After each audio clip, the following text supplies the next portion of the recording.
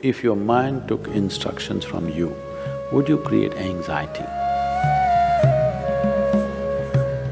Just do the simple sadhana, all of you. You can't do any other yoga. This much you can do, isn't it? You will see, half your anxiety will start settling down. Because essentially the conflict is, there are two dimensions within you.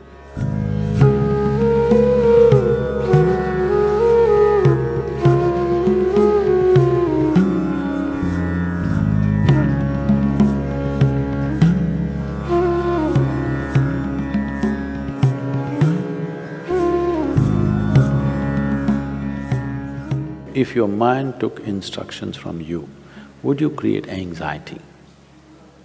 No. So don't look for answers elsewhere, elsewhere, elsewhere. It is just that your own physiology and your psychological patterns not taking instructions from you.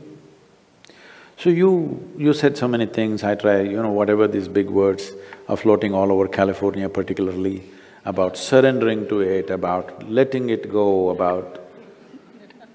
Not for one person has such a thing worked, ever. Has it, I'm asking you?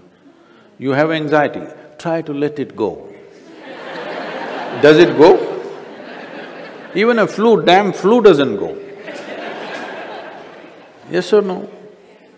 Even a simple cold does not go, you say go, does it go? So, let's not get into this fanciful states of surrendering, these are all words thrown around. Nobody knows what is surrender. Because when it happens, you will not know it has happened. You can't do it, I surrendered. How's that possible? So, leaving those things, essentially, as I said, you have not read the user's manual of how this works. We need to pay attention to this. The system is made in such a way, if you hold your hand like this, it'll work one way. If you do like this, it'll work another way. If you do like that, it'll work another way. It's a phenomenal process. If it was a simple thing, we could have just beaten it into shape with hammer and anvil, okay? It's too sophisticated. It's a phenomenally complex machine. One needs to pay a certain level of attention to be able to use it for what it is designed for. Otherwise, it'll get itself messed up. Now, there may be many factors, there may be genetic factors, there may be sociological factors, there may be growing up issues, various things. But do not ascribe your problems to any of those things. The important thing is just this, you are not able to have your mind the way you want it. That's the only problem you have, isn't it?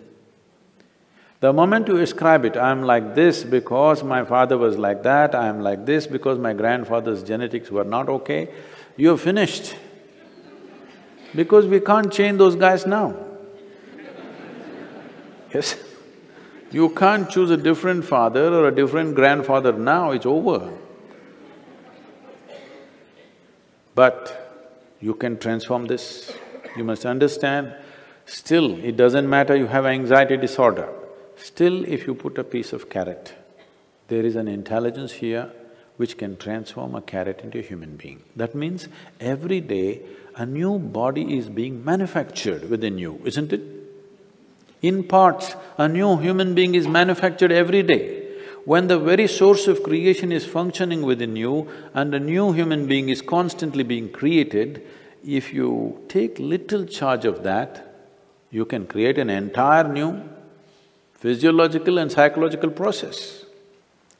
This happened to us some time ago. Last year, we were trekking in Tibet.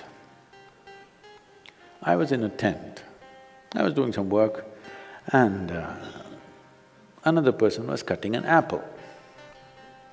One of these porcelain knives these days. So the other person around says to this person, "It's a very sharp knife, be careful." It irritates me a bit. I look like this because he's a grown man. If it's a child, it's different. Then we have to watch how he uses the knife. It's a full-grown man. And a knife is supposed to be sharp. If it's not sharp, why do you call it a knife? So I ignored it and continued to work. In another 2 minutes, she says again, "It's a very sharp knife, be careful." I said, "Come on, he's a full-grown man, leave him alone, he knows how to use this knife. This stupid knife can't he handle? It's not some earth-moving machinery or spacecraft or something that he doesn't know how to handle. It's a knife." She says, "No, Sadhguru, it's a very sharp knife." All right. And I continue what I'm doing. In another 2 minutes, she whispers to him, "Please be careful, very sharp." And in another 2 minutes, he cuts his finger. Then I give up, okay. This is all that's happening. This is all that's happening with life. You have an intellect for which you don't have a stable enough platform. Or in other words, you have a sharp knife, a very sharp knife a very sharp knife in your hand, but your hand is not steady. Please see, it's your own mind which is causing all this pain, isn't it? Yes or no? So you have a very sharp knife, the sharper it is, the more you cut yourself. So we don't have to blunt the knife, we just have to have a steady hand, isn't it? Nothing has been done about that. People are trying to blunt the knife with all these sedatives and nonsense. What you take is to blunt the knife. Blunting the knife is not the answer, because if you lower the possibilities of who you are, everything will be okay. If you remove half of your brain, you will be quite peaceful. Because it takes some brain to cause anxiety. If we really remove half of your brain, you will be quite peaceful and you may even be happy, actually. Nothing bothers you. It'll be okay. All right? But that's not what we're looking for. What a human being is looking for is to become limitless in some way. And if this has to happen, you have to create a steady platform. Knife need not be taken away, knife need not be blunted. Only thing is, hand needs to be steadied, isn't it? No process to do that.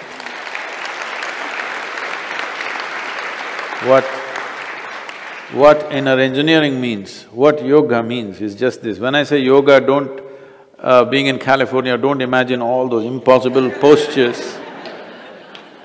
Yoga does not mean postures, yoga means union, okay? The word yoga literally means union. This is the first form of union. Your right and left. This is called as Pingala and Ida in yoga, the masculine and the feminine within you.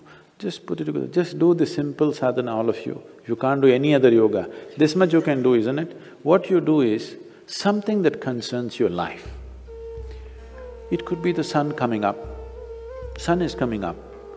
Without sun coming up, you wouldn't exist on this planet, isn't it? The warmth of life is going on within you only because the sun comes up. Without the tree exhaling oxygen and you exhaling in carbon dioxide for it and this exchange happening, you wouldn't be alive, isn't it? Like this, look at it, the food that you eat, the sun, the earth that you walk upon, air that you breathe, water that you drink, people who live around you, whatever, you choose anyone. Just do this, put your right and left together perfectly, not like this, not like this, perfectly, okay? Just look at something that really matters to you. Maybe the sun, maybe the sky, maybe the cloud, maybe a tree, maybe a person, maybe a child, an animal, it doesn't matter what. Just look at it, putting your hands together for 10-12 minutes at a stretch. You will see half your anxiety will start settling down. Because essentially the conflict is, there are two dimensions within you. I don't want to go into an elaborate description of this, because the yogic physiology goes elaborately into this. But to put it simply, even in modern medical science is telling you there's a right brain and a left brain, all right? Just put these two things together look at with utmost love and appreciation towards something that matters to you. It could be your wife, it could be your husband, it could be your child, a tree, a dog, sky, sun, moon, whatever. Every one of them are vital for your life, isn't it so? Yes? Whatever you can relate to. Putting these two things together, just look at them with utmost pleasantness that you can generate, recognizing how important they are for you. Many things will change. This is the first form of yoga. If I do this, it'll become difficult.